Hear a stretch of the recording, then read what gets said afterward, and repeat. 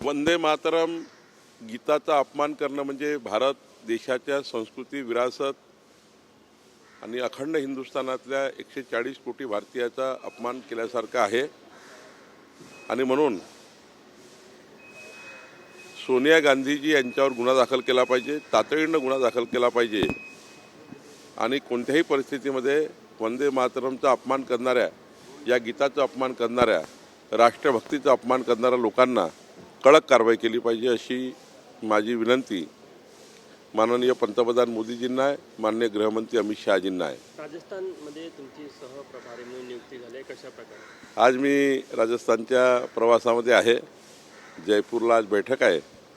निश्चित त्या ठिकाणी ज्या स्थानिक स्वराज्य संस्था आहे, साधारण 10 महानगरपालिका, 309 नगरपालिका, त्यामुळं आज मला कळेल की माझ्यावर काय नेमकी जबाबदारी आहे.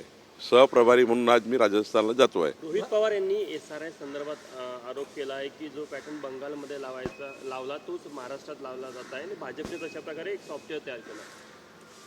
असं आहे की खरं तर निवडणूक आयोगाच्या यंत्रणेच्या विरुद्ध बोलणे हे संविधान विरोधी वक्तव्य आहे.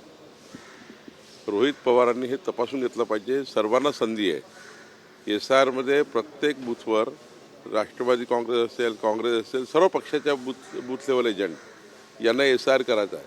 त्यांना त्या ठिकाणी सोबत काम करायचं आहे, बूथ लेवल ऑफिसरसोबत. मग तिथे तुमचे जर बूथ लेवल अधिकारी, बूथ लेवल एजंट आहे, बूथ लेवल ऑफिसरसोबत काम करायचं आहे, मग तुमचे एजंट काय करतात? तुमचे एजंट तिथे आहे ना.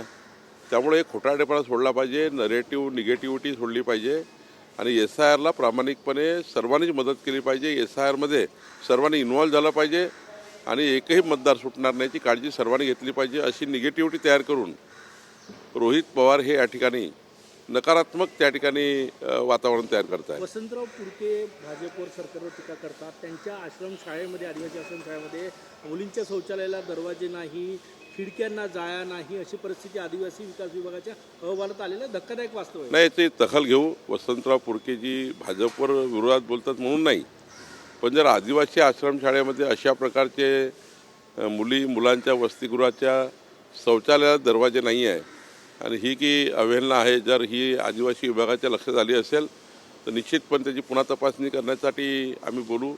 आणि मी आजच त्या विभागाच्या जे सचिव आहे विजय वाघमारे यांच्याशी बोलेल. गोपीनाथ मुंडे आमच्याकडे असते तर आम्ही ती निवडणूक हरलो नसतो असं पृथ्वीराज चव्हाण म्हटले. संजय राऊत म्हटले की गोपीनाथ मुंडेंचा भाजपमध्ये छळ झालेला आहे. असं आहे काँग्रेसमध्ये की येणार होती असं देखील पृथ्वीराज चव्हाण यांनी दावा केला. असं आहे, गेल्यानंतर अशा पद्धतीचं वक्तव्य करून कुठेतरी बदनामी केल्यासारखं. पृथ्वीराज चव्हाणजीला सध्या काही काम नाही. मीडियाच्या चर्चेमध्ये राहण्याकरता या पद्धतीनं बोलणे जाते. काँग्रेसमध्ये किती लोकांनी काँग्रेसने जीव घेतला हे जरा तपासून घेतलं पाहिजे. गोपीनाथ मुंडेजी आमचे नेते होते. गोपीनाथ मुंडेजींना खऱ्या अर्थाने सर्वस्व स्थानावर आमच्या पक्षाने नेहमीच त्या ठिकाणी त्यांचा मान ठेवलेला आहे. आणि शेवटी जन्ममृत्यू आपल्या हाती नसतो, तो तर ठरला आहे. आणि त्यामुळं खऱ्या अर्थाने अशा घटनाला त्या ठिकाणी असं गालबोट लावणे आणि त्यावर आता भाष्य करणे, मृत व्यक्तीच्या आत्ताच्या मृत व्यक्ती जिवंत नसताना आणि स्वर्गीय गोपीनाथ मुंडे जिवंत नसताना त्यांच्याबद्दलच्या भूमिकात मीडियाच्या माध्यमातून आणणे हे काही योग्य नाही. पृथ्वीराज चव्हाण तसे सिनियर व्यक्तिमत्व आहेत, त्यांनी जरा समजून घेतलं पाहिजे की आपण कुणाबद्दल बोलतो, कशाकरता बोलतो. मला वाटतं हे बोलणं योग्य नाही.